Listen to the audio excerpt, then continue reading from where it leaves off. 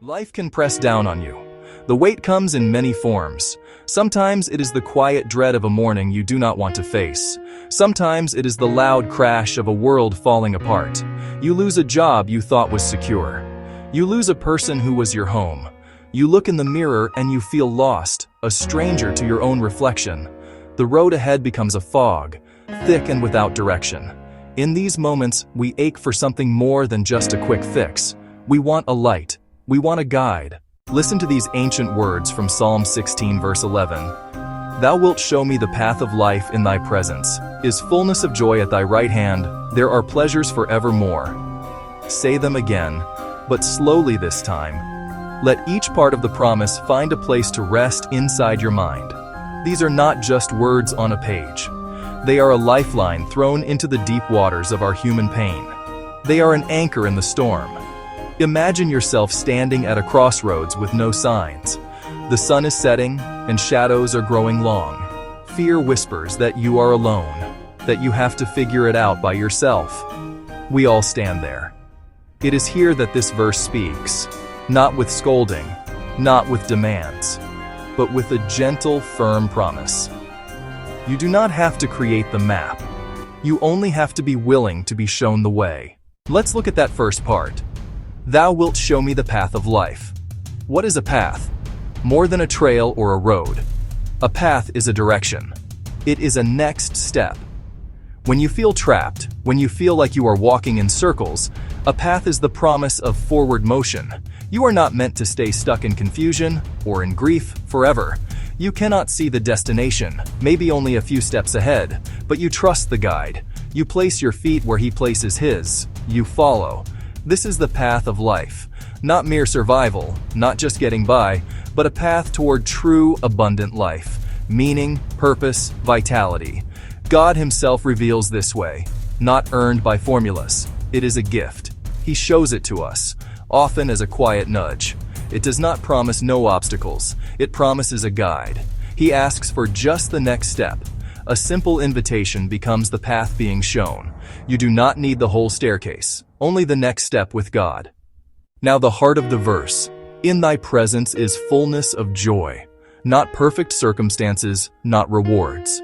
Joy is found in God's presence. This joy is relational, deep contentment that can coexist with sorrow, quiet strength when waves crash. To be in his presence is to turn heart and mind toward him, communion in silence, a whispered prayer in chaos. She chooses to whisper, God, are you here? She remembers, in thy presence is fullness of joy. Not instant happiness, but a shift, a quiet warmth. The beginning of joy, to be seen, known, held. Not a trickle, not a spark, fullness, a steady flame, a river sourced in him. Practice his presence. There, deep, unshakable joy is cultivated, and your heart is rewired. To sit at a king's right hand meant honor, power, favor, his protection, authority, and care. With God, we are secure under the most loving power. His strength becomes our shield. These pleasures aren't mere thrills. They are deep, satisfying goodness. Peace in storms, a clear conscience, being truly loved. The quiet delight of seeing beauty and knowing the artist. Good and beautiful things that nourish the soul. They do not fade, spoil, or get old. Forevermore anchors weary hearts. Forever, without end. Everything here runs out, but the goodness at God's right hand does not. It is eternal. He doesn't erase the night, but his presence changes everything. Fear subsides, safety settles. So it is with God's right hand. The comfort is real. The peace is lasting. The pleasure of his care endures forevermore. This is a roadmap from pain to lasting peace. Not a magic formula, but an invitation to trust. Trust, even when you cannot see it, there is a path. Trust, even when you feel nothing, his presence is a reality you can lean into. Trust, his good is more real and lasting than today's trouble. The journey is a walk, not a leap. Small, intentional choices that rewire the soul. When lost, ask God for the next step, not the whole journey. When sadness rises, pause, breathe, whisper, You are here. In your presence is fullness of joy. Remind your heart of the truth. Picture yourself at his right hand.